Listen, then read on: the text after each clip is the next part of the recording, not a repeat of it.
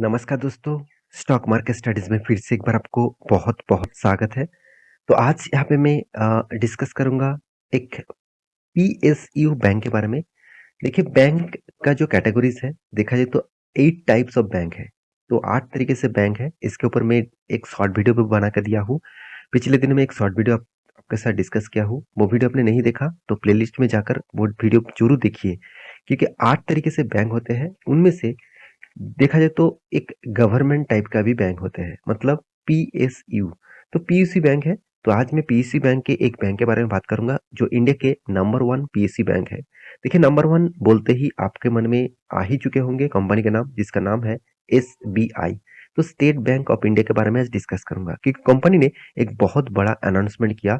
10,000 करोड़ का यहाँ पे अनाउंसमेंट में किया है। तो 10,000 करोड़ का इन्वेस्टमेंट क्या है? इस 10,000 में कंपनी क्या करेगा? मतलब 10,000 करोड़ में कंपनी क्या करेगा? उसी के बारे में डिस्कशन करूंगा। तो वीडियो को पूरा देखना। और अभी तक आपने इस चैनल को सब्सक्राइब नहीं किया तो जरूर कर लेना, क्योंकि आपको daily basis stock market information, update, news इसी चैनल के माध्यम से मिलता रहेंगे। साथ ही साथ आप आईपीएस के बारे में भी यहाँ पे जानना चाहते हैं तो इस चैनल के ऊपर बने रहिए। और टेलीग्राम को भी ज्वाइन कर लेना, आपको एक डेली बेसिस प्रॉफिटेबल कॉल्स आपको मिलेगा। तो सबसे पहले मैं बता दूं, स्टेट बैंक ऑफ इंडिया जो नंबर वन कंपनी है पीएससी बैंकिंग के हिसाब से, अगर देखेंगे तो कंपनी लाइफ टाइम हाई के आसपास है। एक बार मैं आपको चार्ट पैटर्न तो जरूर दिखाऊंगा।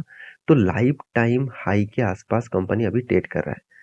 इस तरीके से तेजी के पीछे कारण तब सभी जानते हैं। मार्केट ओवरऑल मतलब ओवरऑल इंडियन मार्केट इंडाइसेस जो है वो लाइफ टाइम हाई के आसपास ट्रेड कर रहा है। तो मेरे हिसाब से इस तरीके से ट्रेड करने के कारण स्टॉक में भी अच्छा खासा तेजी देखने को मिला और कंपनी में भी कुछ पॉजिटिविटी देखने को मिला है। तो चलो सबसे पहले मैं न्यूज के ऊपर डिस्कस कर लेता हूँ। तो न्यूज यहाँ पे क्या कहाँ पे दिया गया है? बिजनेस स्टैंडर्ड के ऊपर न्यूज को दिया गया है और बिजनेस स्टैंडर्ड के ऊपर जाकर इस न्यूज को देख सकते हैं।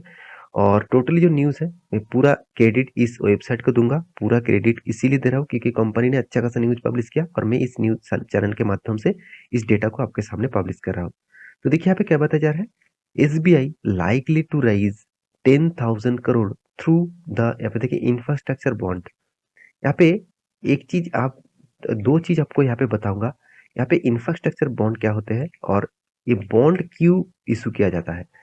देखिए चलो मैं एक ब्लैंक पेपर में आपको सबसे पहले लेके जाता हूँ। उससे पहले एक बात मैं यहाँ पे बता दूं।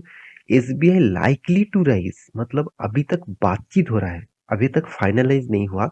बहुत सारे लोग मुझे कमेंट किया, सर एसबीआई 10,000 करोड़ का मतलब बॉन्ड लेने वाले हैं तो इसके लिए तो कंपनी में और भी ग्रोथ होने वाला है, तो क्या मैं स्विंग ट्रेडिंग कर लूँ? देखिए इस तरीके से कमेंटमेंट आया है तो इसीलिए मैं इस वीडियो को और भी डिटेल्स में आपको बताऊंगा। तो चलो मैं एक ब्लैंक पेज में आपको सबसे पहले लेके जाता हूँ। तो देखिए बॉन्ड क्या होते हैं।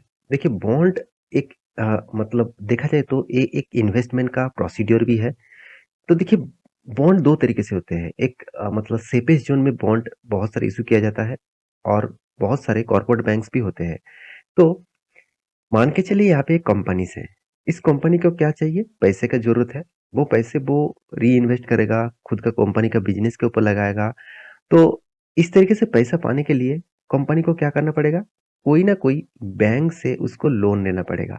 अगर बैंक से वो लोन ले, मान के चलता हूँ बैंक उसको लोन भी दे देते हैं 14% इंटरेस्ट लेकर। तो मैं अप्रोक्सीमेटली बता रहा हूँ, आप एग्जाम्पल के हिसाब से सोचिए। तो 14% इंटरेस्ट के हिसाब से 14% मान के चलो, तो 14-15% के हिसाब से बैंक आपको इंटरेस्ट दे रहा है। तो इसमें कंपनी तो लोन तो ले सकते हैं, बैंक को लोन भी मिल जाएगा, तो फिर भी उसको 14% इंटरेस्ट तो भी देना पड़ेगा। तो कंपनी क्या करते हैं? कंपनी बॉन्ड इशू करते हैं। तो बॉन्ड इशू करने से कंपनी का क्या फायदा होगा? मान के चलिए बॉन्ड के इशू में कंपनी बता रहा है कि मैं बॉन्ड के इशू से मैं आपको 7 से 8% तक आपको इंटरेस्ट दूंगा। फिक्स्ड इंटरेस्ट आपको 7 से 8% दूंगा। तो जो 7 से 8% आपको देना पड़ेगा कंपनी को, तो बॉन्ड के लिए आप बहुत सारे लोग अप्लाई करेंगे, बहुत सारे कंपनी, बहुत सारे कॉर्पोरेट अप्लाई करेंगे। तो वो बॉन्ड तो बेच देंगे, उसमें से कंपनी को क्या मिल जाएगा? पैसा मिल जाएगा। और उसको क्या देना पड़ेगा? 7 से 8% का इंटरेस्ट। तो आप सोचिए, अगर वो बैंक से लोन लेता तो उसको 14% इंटरेस्ट देना पड़ता और आधा प्राइस में वो इंटरेस्ट से ही काम चला पा रहा है। तो इसीलिए बॉन्ड इशू किया जाता है। तो जो इन मतलब इंफ्रास्ट्रक्चर बॉन्ड है, मतलब कंपनी चाहते हैं कि खुद की बिजनेस को इंफ्रास्ट्रक्चरली ग्रोथ कराने के लिए वो बॉन्ड लेते हैं। तो यहाँ पे बॉन्ड का जो डिटेल्स है आपको समझ में आ चुका है। तो यहाँ पे बॉन्ड जो इशू किया जा रहा है टोटली 10 करोड़ का 10 करोड़ का बॉन्ड इशू किया जा रहा है। और यहाँ पे आप देख सकते हैं, चलो मैं आपको डिटेल्स में दिखा देता हूँ और भी क्लियर हो जाएगा। देखिए, the State bank of India, the country's largest leading company है, is planning to raise 10,000 crore worth of infrastructure bonds during the current financial year. मतलब इसी सालों में 2022 में खत्म होने के से पहले ही वो बॉन्ड इशू करेंगे। तो इस बॉन्ड के लिए कोई भी अप्लाई कर सकते हैं, आप भी अप्लाई कर सकते हैं, HNI भी अप्लाई कर सकते हैं, इंस्टीट्यूशन भी अप्लाई कर सकते हैं।